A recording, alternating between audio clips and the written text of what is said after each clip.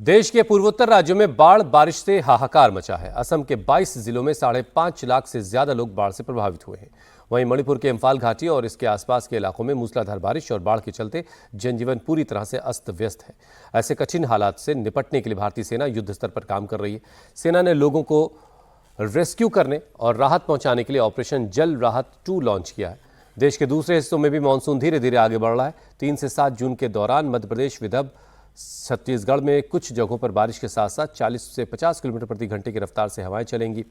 वहीं बिहार, पश्चिम बंगाल, झारखंड में भी कुछ इलाकों में बारिश होने के आसार हैं।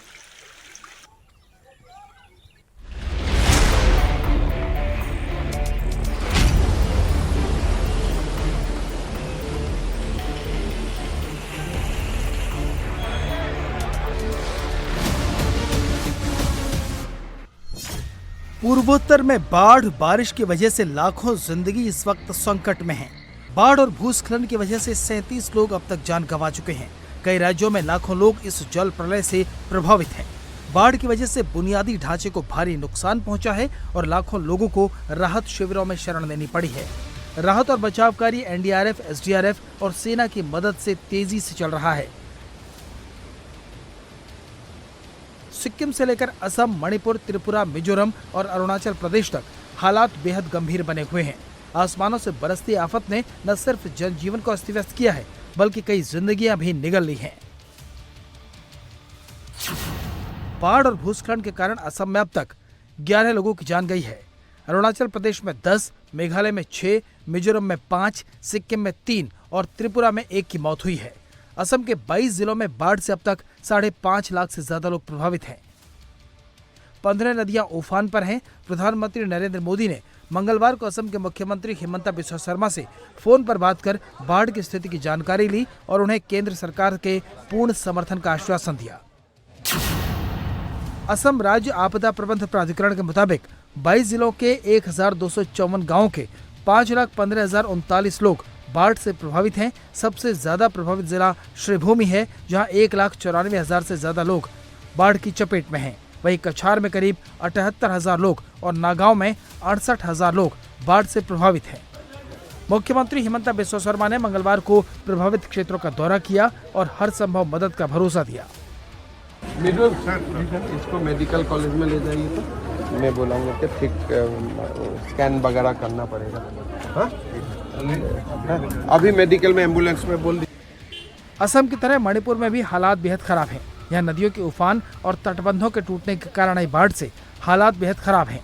कोंगमा नदी के तटबंध टूटने से पूर्वी इम्फाल जिले के बाशिखोंग में बना तटबंध भी टूट गया है। पिछले 5 दिनों में राज्य भर में 93 भूस्खलन की घटनाएं सामने आई हैं। राजधानी इम्फाल के कई इलाके और इम्फाल पूर्वी जिले के कई हिस्से जलमग्न हो गए हैं, क्योंकि खोरई, हैगंग और चेकोन इलाकों में उफनती नदी के तटबंध टूट गए हैं, जिससे नदी का जलस्तर बढ़ता जा रहा है। बाढ़ की वजह से 56,000 से ज्यादा लोग प्रभावित हैं। 10,477 घर बर्बाद हो गए हैं। अब तक प्रभावित क्षेत्रों से 2,913 लोगों को निकाला गया है। बाढ़ प्रभावित लोगों के लिए 57 राहत शिविर खोले गए हैं। ऐसे कठिन हालात में भारतीय सेना ऑपरेशन जल राहत 2 के तहत बड़े स्तर पर राहत और बचाव कार्यों में जुटी हुई है।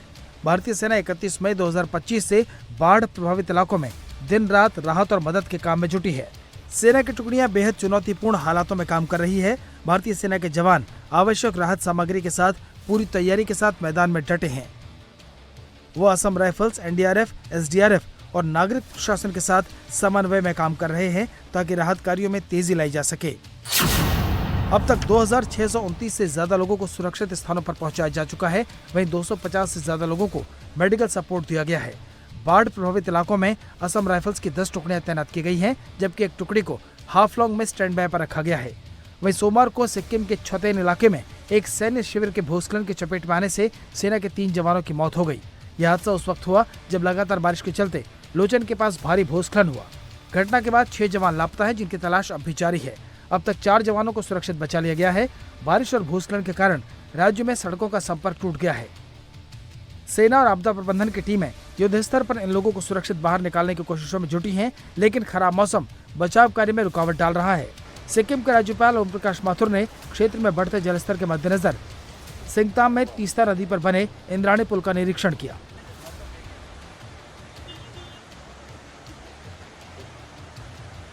वहीं त्रिपुरा में बारिश कम होने और नदियों का जलस्तर घटने से राहत मिली है, लेकिन अभी भी 10,000 से ज्यादा लोग 66 राहत शिविरों में हैं।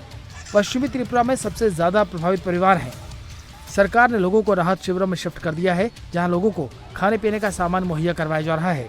पीएम मोदी के आदेश पर बीजेपी सांसद बाढ़ प्रभावित इलाकों में रिलीफ कैंप का दौरा कर रहे हैं। लोग जाने वाले हैं, सरकार की तरफ से सभी व्यवस्था किया गया है और लोग जब अभी घर में जाएंगे, जाके घर द्वार को साफ करना पड़ेगा। 2-4 दिन ये लोग काम नहीं कर सकते, ये लोग काम करके खाने वाले लोग हैं। इसलिए एक पैकेट मैंने बनाया और उसमें चावल है, दाल है, सोयाबीन है, आलू है, तेल मसाला है, तो उसको कम से कम 2-4 दिन परिवार के साथ खा पाए और तब तक घर द्वार को साफ सुथरा बना ले। और सरकार की तरफ से पानी का अच्छा व्यवस्था हो और दवाई की व्यवस्था, वो सब किए जा रहा है। बस इसी के लिए मैं ऋषि कॉलोनी में आया हूँ और बस 2-4 दिन का घर जाने के बाद उनको रिलीफ मिले, उसका व्यवस्था कर रहा हूँ। सेना, वायुसेना और राज्य आपदा बल लगातार रेस्क्यू ऑपरेशन चला रहे हैं। मौसम विभाग ने अगले 2 दिन तक बारिश की संभावना जताई है, जिससे हालात और बिगड़ सकते हैं।